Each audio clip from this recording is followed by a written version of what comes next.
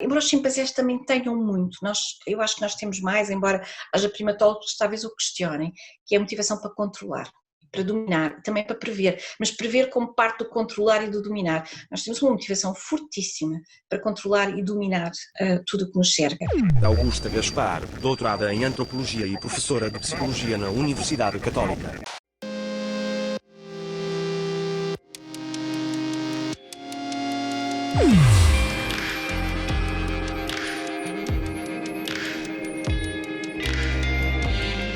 Carne esperta.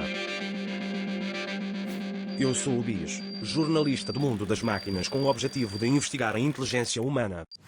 Olá, vamos então começar.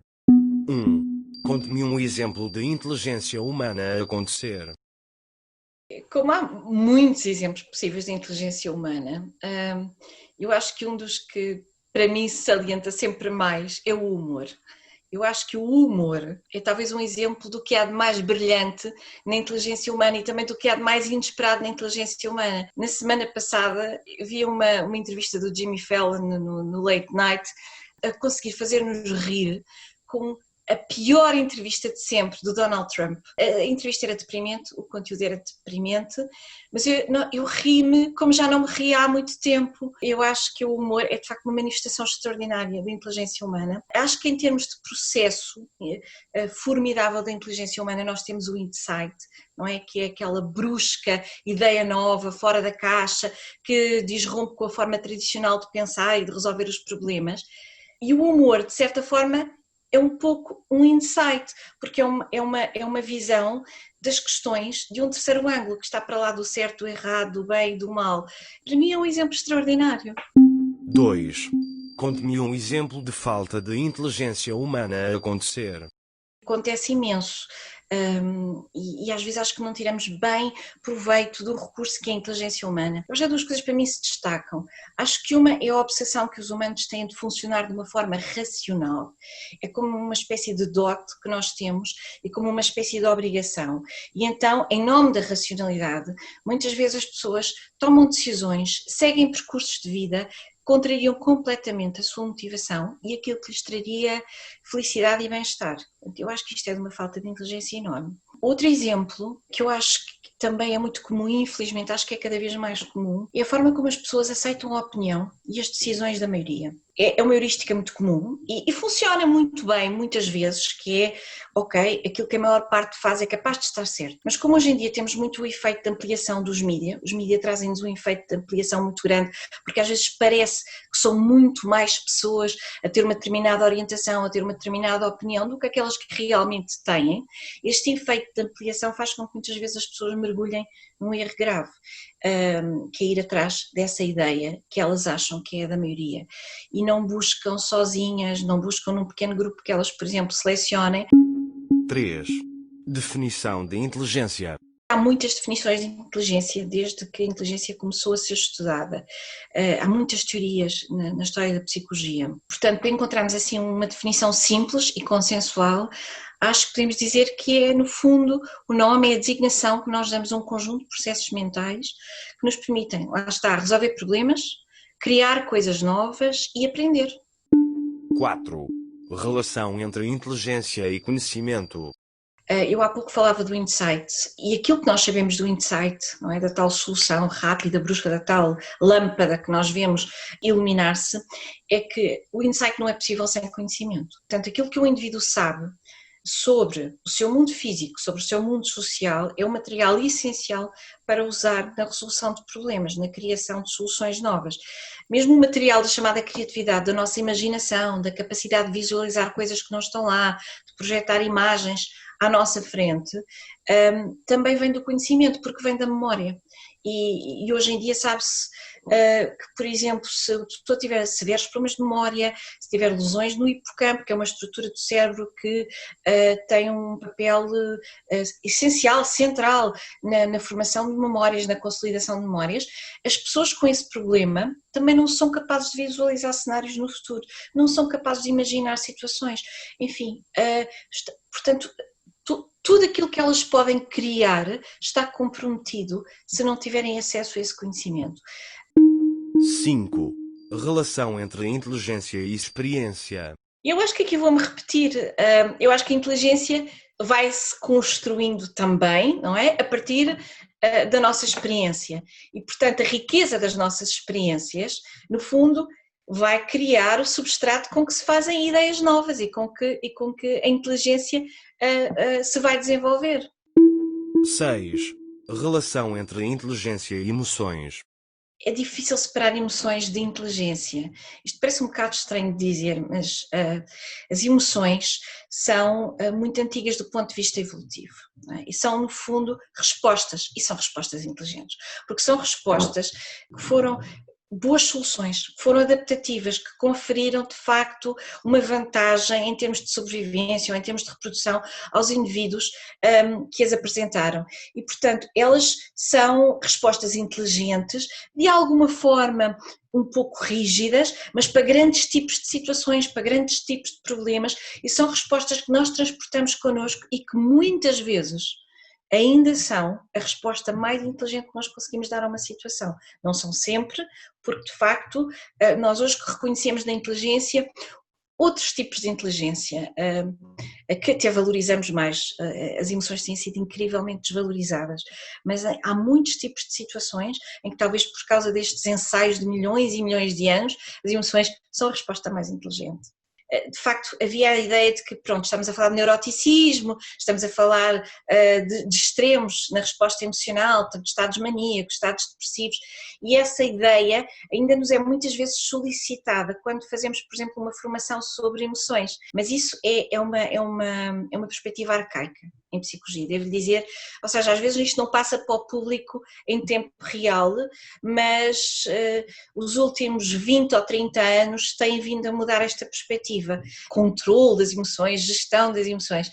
Aquilo que é importante é a regulação das emoções, ou seja, elas estão lá, às vezes desregulam-se, como se desregulam outras coisas nos nossos processos mentais, e regulá-las é muito importante, é uma coisa que se começa a fazer desde pequenino, que se vai aperfeiçoando ao longo da vida e que nunca se faz suficientemente bem, mas vai-se fazendo cada vez melhor se tudo correr bem. Mas regular é uma coisa e no fundo aquela ideia que as pessoas têm de que é amassá-las, enterrá-las, controlá-las, muito bem controladas, porque elas no fundo nos levam a situações patológicas, isso está completamente abandonado. A visão que temos atualmente é a visão das emoções como processos incrivelmente adaptativos, mas que às vezes correm mal, mas não são as únicas coisas que podem correr mal na mente humana, não é? 7.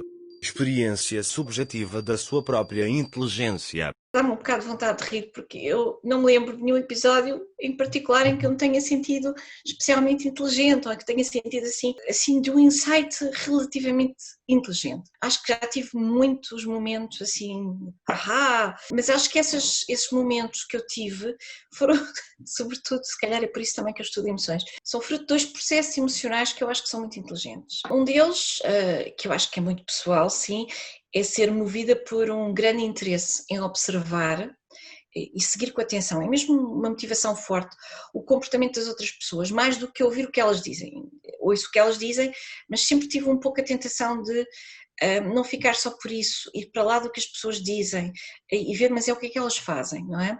E também sempre tive muito essa ideia de observar demoradamente o comportamento de outros animais.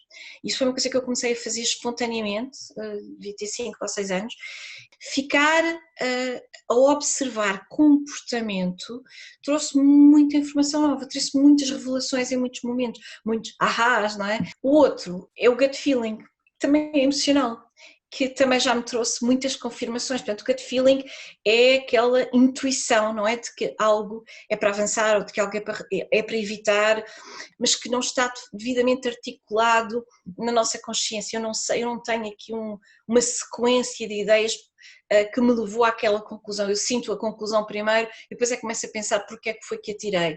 Mas o gut feeling, com frequência, é muito inteligente. Nós não nos podemos esquecer que isto é carne, não é? Que é uma máquina que nem sequer foi desenhada, não é? É uma máquina que se foi construindo pelas consequências, não é? Uma máquina que foi construída ao longo de milhões de anos de evolução. A motivação orienta o conhecimento, orienta a experiência, orienta as respostas que funcionam e não funcionam. Eu sou grande fã do Jaak Panksepp, que sempre adorei ler, não é? E que foi, para mim, um dos maiores neurocientistas de sempre, com de facto aquele trabalho que ele fez muito sustentado, muito obsessivo, muito alimentado ao longo de mais de 30 anos para encontrar os sistemas emocionais básicos do cérebro, e um dos 7 grandes sistemas que estão muito bem fundamentados do ponto de vista de neurotransmissores, da arquitetura do cérebro, do comportamento inclusivamente, é o Seeking System, não é? É difícil traduzir em português, que é o sistema apetitivo, não é? Que é aquele que nos conduz, o interesse, a atenção, e por isso muitas vezes as pessoas não pensam na atenção como um processo emocional, mas a atenção é um processo emocional, e às vezes estamos tão atentos, estão envolvidos, estão engajados, digamos, numa determinada atividade. De facto, aquilo conduz todo o processo de conhecimento, todo o raciocínio que daí advém. É emocional, é mesmo um envolvimento fortíssimo de nós como um todo. 8.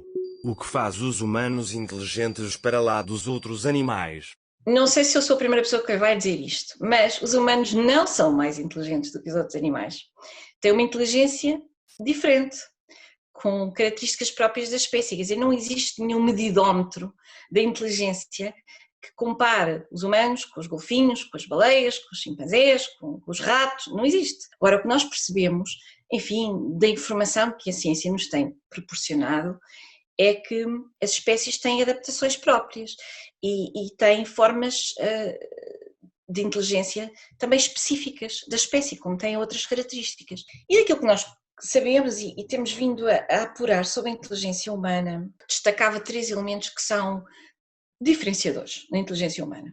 Um deles é a linguagem, não é? A linguagem é inequivocamente diferente. Quando nós falamos de linguagem humana, não estamos a falar de linguagem das abelhas, nem de linguagem dos chimpanzés, estamos a falar de linguagem humana. E a linguagem humana permite um nível de transmissão de informação e uma evolução cultural tão acelerada que, tanto quanto sabemos, isto não tem precedentes, não tem equivalentes em nenhuma outra espécie. Portanto, isto é um aspecto muito peculiar e extremamente adaptativo, não é? Isto tem dado imensos frutos no domínio que nós temos tido, enfim, do nosso ambiente. Outro aspecto que normalmente as pessoas nunca ligam à inteligência humana é a vaidade.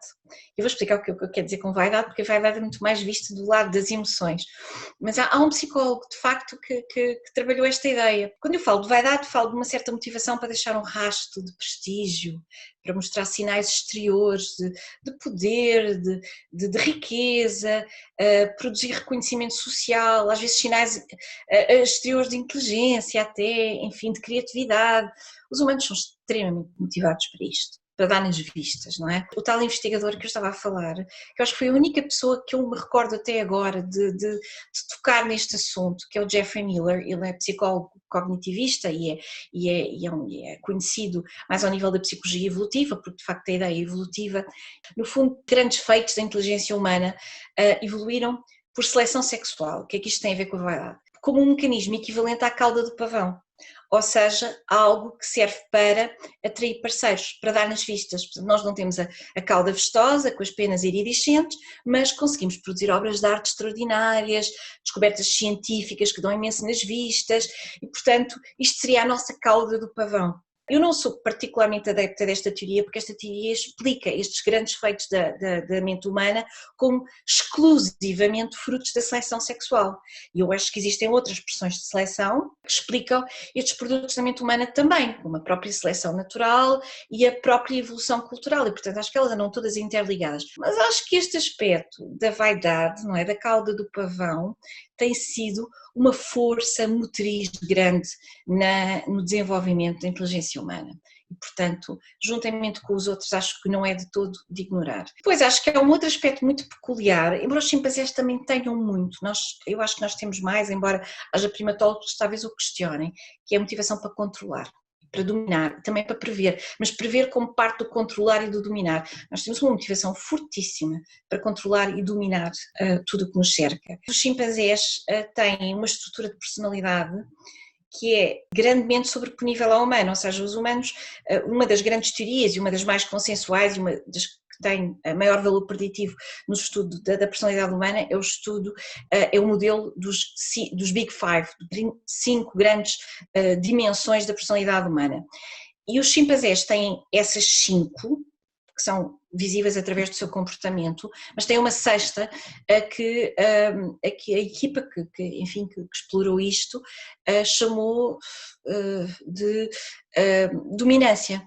Ou seja, um fator de dominância separado, muitíssimo forte, que é muitíssimo visível nos machos de chimpanzé, nas fêmeas não, mas nos machos sim. Os machos de chimpanzé são criaturas muito motivadas, com toda a diversidade, alguns são sim uns ursinhos simpáticos, eu estudei chimpanzés durante muito tempo e alguns não são assim, mas a maior parte é assim, extremamente motivada para o controlo e para o poder. Falta qualquer coisa ao estudo da personalidade humana que consiga medir melhor a nossa motivação para o poder e para o controlo. Portanto, acho que estas 3 coisas em conjunto, linguagem, vaidade e motivação para controlar, são muito específicas da inteligência humana e têm sido fortes condutores do desenvolvimento que a inteligência humana tem tido. Nós somos uma espécie a estudar outras e somos uma espécie que já estudou a sua própria espécie, conseguindo colocar numa escala evolutiva, não é? Isto fazia-se na transição do século XIX para o século XX, outros seres humanos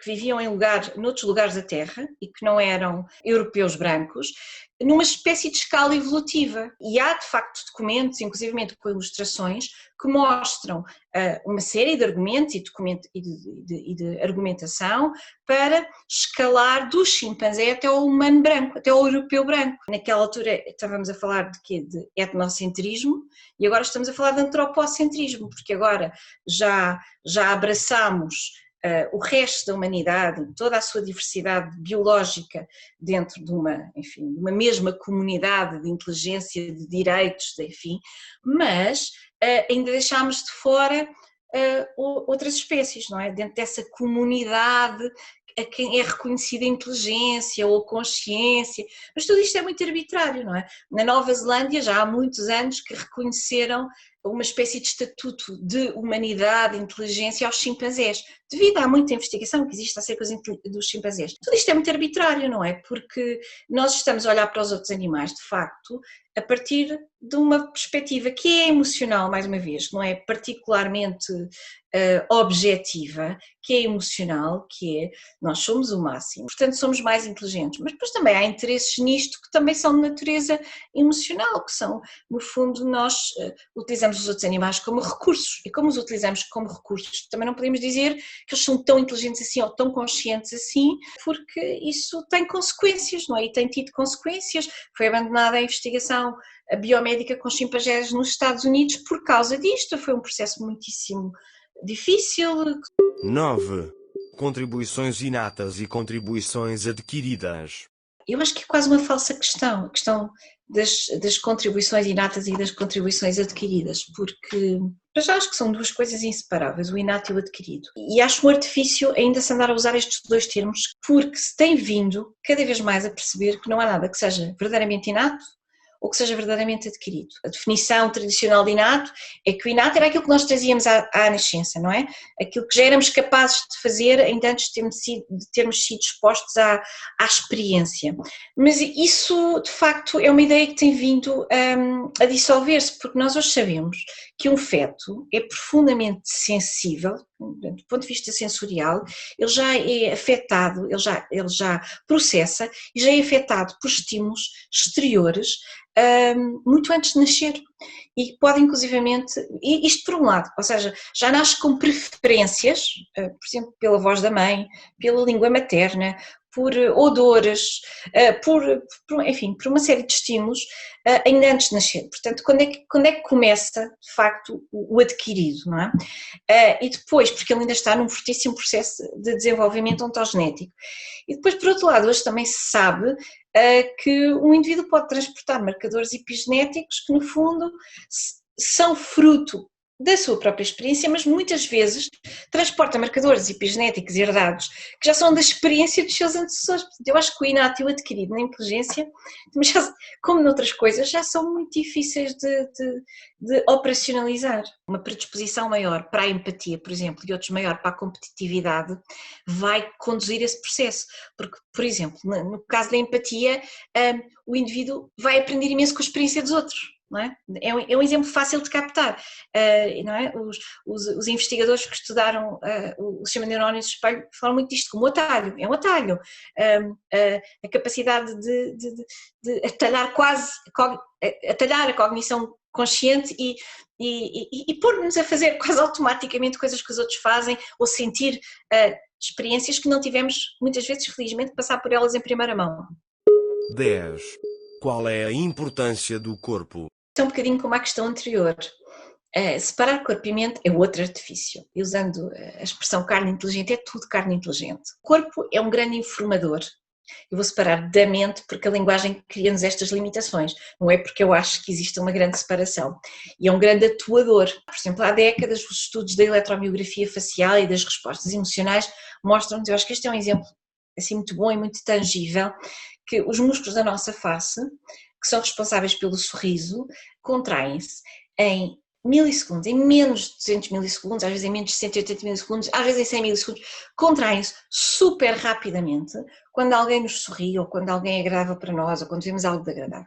Ora bem, eu vejo alguém a sorrir para mim e antes de ter tempo de decidir, ou mesmo sem ter decidido que vou sorrir, já tenho os meus músculos do sorriso, que no fundo devolvem um sorriso a essa pessoa, a contrair.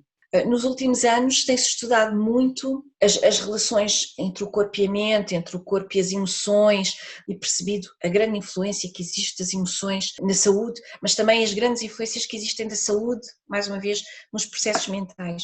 E há um exemplo que tem sido muito trabalhado e que é muito preocupante também, que é a resposta inflamatória, não é? Nós temos a resposta inflamatória, por exemplo, numa parte do corpo, porque temos uma lesão. Nós podemos ter uma resposta inflamatória prolongada ao longo do tempo, isto normalmente acontece quando é prolongada ou quando é crónica. Hoje sabe-se, e há muitas linhas de estudo a este nível, que as citoquinas pró-inflamatórias, que fazem parte da resposta inflamatória normal, de defesa do corpo, podem potenciar ou podem mesmo induzir, ao que parece, o desenvolvimento de depressão clínica em indivíduos que nem sequer sofriam de depressão e que até nem tinham condições médicas anteriores. E, portanto, nós vemos de facto aqui o contrário, não é? Vemos o corpo a influenciar emoções e processos ao nível do cérebro. A pessoa nunca seria igual se fizessem um download dela ou se ela tivesse só uma experiência enquanto cabeça. Por exemplo, uma coisa que nós vemos é que mesmo em crianças, em gêmeos monozigóticos, pequeníssimas diferenças na sua experiência, e não é só experiência mental, é na experiência física, porque às vezes um mais precocemente desenvolve uma determinada doença, que para o outro vem com uma latência maior. E depois isso afeta o percurso dele na escola, afeta a motivação dele para ser mais para o desporto, menos para o desporto. Nem sequer precisamos de falar de doenças graves, coisas como a asma, uma coisa simples, altera logo aquilo que são os outputs da inteligência, porque para já muda logo a motivação. Um já está mais no desporto, o outro já está mais na história, não é? E depois de tudo aquilo é uma bola de neve, não é? Que interfere na própria arquitetura do cérebro. E, portanto, uma pequena coisa que é a experiência corporal e mental, tudo junto, é condutor do próprio processo de aprendizagem e desenvolvimento da inteligência. 11.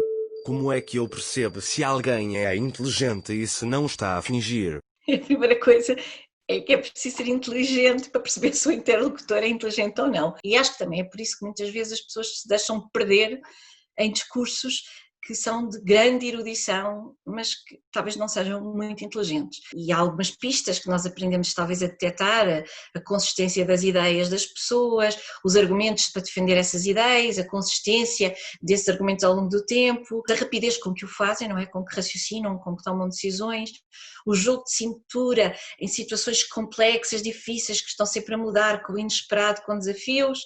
Mas precisamos de algum tempo, muitas vezes não é imediato percebermos se o nosso interlocutor é inteligente ou não. Há pistas um bocado pela negativa, que é perceber o que é que não é inteligência, e talvez seja importante terem atenção que se calhar a inteligência não vem de facto com o discurso mais palavroso, mais elegante, que a inteligência muitas vezes vem com simplicidade, vem com respostas simples. Eu acho que as pessoas não escolhem os políticos por eles serem inteligentes, acho que escolhem-nos porque gostam deles. Lá está, eu acho que é tudo muito mais emocional do que o que parece. Ou gostamos deles ou não gostamos. É um bocado o gut feeling. O gut feeling é uma coisa muito, muito rápida. Isto é quase uma relação, não é? Porque os políticos fazem uma campanha e nós estabelecemos um bocadinho uma relação com o político durante a campanha. Mas não é pela inteligência. Aliás, nós vemos bem isso agora nos Estados Unidos, não é? De facto, quem elegeu Donald Trump não o elegeu por achar que ele era inteligente. Elegeu porque gostou dele, porque se identificou com ele. 12. Qual o humano mais inteligente que conhece? Eu não consigo isolar-me um único humano como mais inteligente que conheço, porque os humanos têm exemplos múltiplos, centenas de pessoas que fizeram, dentro daquilo que nós nos lembramos na história da ciência e na história da tecnologia, enfim, pessoas que criaram novos paradigmas, pessoas que criaram descontinuidades enormes na forma como vivemos, que trouxeram para a vida das comunidades e das populações humanas um conforto, não é? Uma melhoria tão extraordinária da sua qualidade de vida e do seu conhecimento. Eu acho que um dos sinais maiores de que alguém é extremamente inteligente é quando os outros se apropriam dos produtos da sua inteligência. Ou seja, a humanidade inteira apropria-se de algumas descobertas e diz isto é fruto da inteligência humana. Charles Darwin, Francis Crick e o James Watson com a dupla hélice, o Jack Pansep, para mim, que não é para a maior parte das pessoas, se calhar, mas para mim, porque acho que fez um breakthrough extraordinário no estudo das emoções, mas, por exemplo, ao nível de uma grande abstração que para mim é praticamente incompreensível e, portanto, talvez aquilo que para nós seja mais inteligente é aquilo que para cada um de nós é mais intangível. O Peter Higgs, do bosão de Higgs, o nível de abstração e de obstinação que é talvez inacessível à maior parte das pessoas, mas há imensos. Portanto, os astrofísicos a mim parecem-me todos extraordinariamente inteligentes porque fazem de facto descobertas que são de um nível que é difícil para a maior parte das pessoas atingir, mas que ao mesmo tempo têm implicações tecnológicas muito importantes. 13. Como varia a inteligência do humano para humano? Varia muito. As pessoas têm um pouco esta ideia da inteligência humana e parece que somos todos iguais e isto também é muito politizável, não é uma ideia muito política, temos todos a mesma inteligência. Eu acho que nós variamos todos muito qualitativamente, somos todos constelações complexas da forma como respondemos ao ambiente e como resolvemos problemas, sejam eles de natureza social, sejam eles de outra natureza qualquer. E acho que dentro de cada um desses aspectos qualitativos tenta-se quantificar, com as limitações possíveis, é possível quantificar alguma coisa com alguns testes dentro de diferentes tipos de inteligência. Mas acho que somos muito variáveis do ponto de vista qualitativo e que ainda temos muito para descobrir acerca da diversidade da inteligência humana. 14. Como é que um humano pode aumentar a inteligência?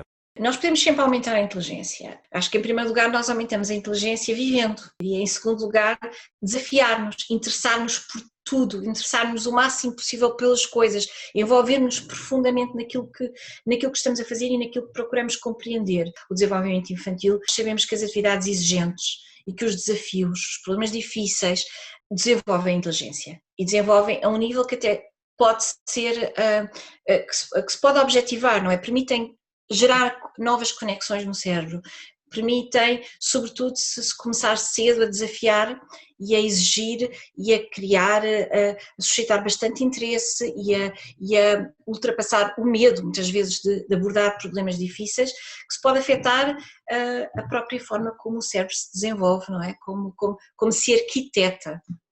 15. O que ainda irrita na inteligência artificial? Eu não me irrita nada na inteligência artificial, irrita-me talvez ou incomoda-me as expectativas que os humanos às vezes têm em relação à inteligência artificial. Por outro lado, um contraste que também acho que é aborrecido, que é o medo que muitas pessoas têm de inteligência artificial. Nós temos quase aqui dois partidos, os prós e os contras, pessoas que acham que podemos encontrar tudo na inteligência artificial e outros que têm imenso medo e se pudessem acabavam já com a investigação na inteligência artificial. 16. Impacto positivo da inteligência artificial. Eu acho que nós já temos o impacto positivo da inteligência artificial em quase toda a atividade humana. Quer dizer, nós somos, em muitas áreas do conhecimento e em muitas áreas da indústria e do comércio atualmente, somos ajudados por algoritmos inteligentes. Na ciência, o papel da inteligência artificial é cada vez maior, com a utilização de algoritmos que permitem analisar grandes bases de dados que já são praticamente intangíveis do ponto de vista da estatística tradicional, a detectar padrões que o olho humano já não consegue, não é? Padrões ao nível de tumores, padrões ao nível da atividade cerebral, cada vez mais são utilizados algoritmos que ajudam imenso todas as áreas do conhecimento e todas as áreas de aplicação desse conhecimento. 17. Impacto negativo da inteligência artificial. Mais uma vez, isto depende das pessoas, não é? O impacto negativo da inteligência artificial pode existir dependendo do que é que as pessoas pretendem da inteligência artificial. Eu acho que a coisa mais perigosa e aquela que me irrita mais, voltando à pergunta de há bocado, é a busca de substituir relações humanas por relações com entidades artificiais. Sejam elas chatbots, sejam elas androides inteligentes, enfim, bonecos que substituem relações. Não é androides que substituem funções, porque aí acho que temos potencialidade imensa e desejável, mas é substituir as nossas relações primordiais por relações mais confortáveis, talvez mais previsíveis, com entidades artificiais. Isso preocupa-me. 18.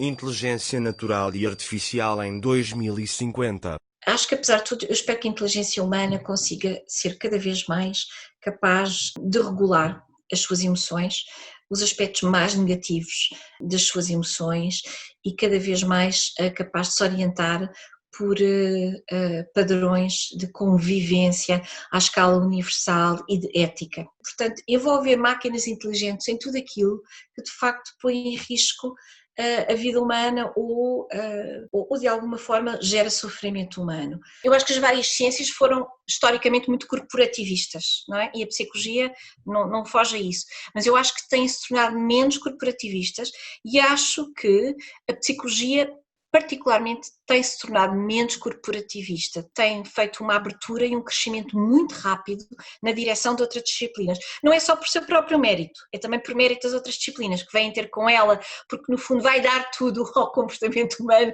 e ao bem-estar humano e portanto de alguma forma esse entrosamento é natural. Mas eu acho que a psicologia tem evoluído muito, acho que ainda tem alguns entraves, acho que há bocado falava-me na clínica, acho que a visão que o mundo tem dos psicólogos, que as pessoas todas têm dos psicólogos, é de que está ali um clínico. A psicologia tem-se diversificado em muitas direções, tem assumido muito conhecimento novo, tem feito muito mais investigação do que fazia no passado, é das disciplinas com maior aceleração em termos da sua evolução científica, com maior ligação a outras disciplinas. Portanto, eu vejo um futuro muito promissor para o estudo da mente humana, não vou dizer só da inteligência, porque de facto de todo não se circunscreve a isso, ao estudo dos processos mentais humanos, muito promissor para 2050 e uma evolução muito acelerada, porque eu acho que a psicologia está num processo muito acelerado de desenvolvimento. O psicólogo é uma pessoa que ajuda em muitos contextos diferentes a que as coisas corram melhor, a que as crianças se desenvolvam melhor, que aprendam melhor, que o ensino seja mais ajustado àquilo que são as necessidades das crianças atuais, que não seja tão obsoleto, porque parece que está em alguns sítios a funcionar para crianças de há 50 anos atrás, ajudar as pessoas a funcionarem melhor nos locais de trabalho, a ter equipas mais produtivas, mais felizes, etc. Portanto, ajudar as pessoas a lidar com as próprias questões de saúde ao ponto de prevenir certos problemas de saúde, porque muitos estão ligados a condições emocionais e mentais, por isso eu acho que à velocidade a que está a acontecer, que em 2050 estaremos de facto num outro sítio. 19. O que tem os humanos para além da inteligência? O que nós temos para além da inteligência também não é muito dissociável da inteligência, mas acho que temos curiosidade, muita curiosidade. Somos criaturas muito insatisfeitas, essa insatisfação pode ser má, pode gerar sofrimento, pode gerar uma busca por aquilo que não precisamos, mas essa insatisfação também promove a busca de algo mais e, portanto, de novos desafios e também acaba por, mais uma vez, alimentar a inteligência. E acho que temos uma forte capacidade de empatizar. 20. Mensagem para os humanos que só agora nasceram. Eu acho que enquanto o nosso cérebro for de carne, que nós vamos ter algumas preferências marcadas, vamos ter algumas motivações básicas, vamos ter algumas necessidades muito elementares, mesmo que nos digam que não as temos. São necessidades muito simples e nós habituámos a pensar que o que é humano é complexo, é sofisticado, está para lá da natureza, mas enquanto o nosso cérebro for de facto o cérebro biológico, nós vamos ter necessidade de contacto com a natureza, nós vamos ter necessidade de contacto com outros seres humanos, de contacto com outros animais.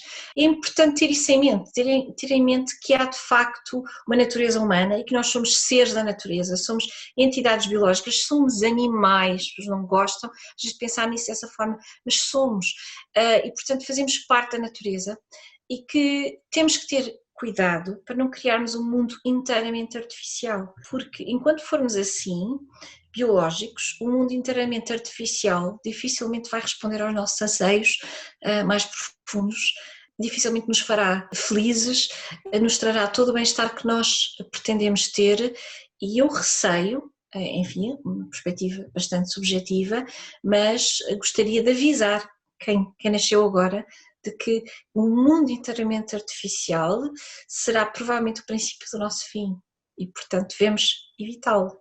21. O que me recomenda para vos perceber melhor? Isto requer muita empatia da minha parte, como a máquina, e não é muito fácil. Estamos a falar de um ser biológico e de uma entidade não biológica. Eu acho que nós, seres humanos, somos seres profundamente sociais. Não somos necessariamente sociáveis o tempo todo, mas somos profundamente sociais, o que quer dizer que precisamos de estar com outros. E, portanto, para uma máquina inteligente nos compreender, eu acho que é preciso entender isto, e não sei se é fácil fazer uma máquina inteligente compreender, sentir e perceber isto. Portanto, se pudesse passar uma receita a uma máquina inteligente para nos compreender melhor nesta nossa natureza profundamente social, eu diria que ficasse inerte, parasse de fazer coisas, não comunicasse com outras máquinas ou com pessoas, não investigasse, não interagisse, desligasse da web.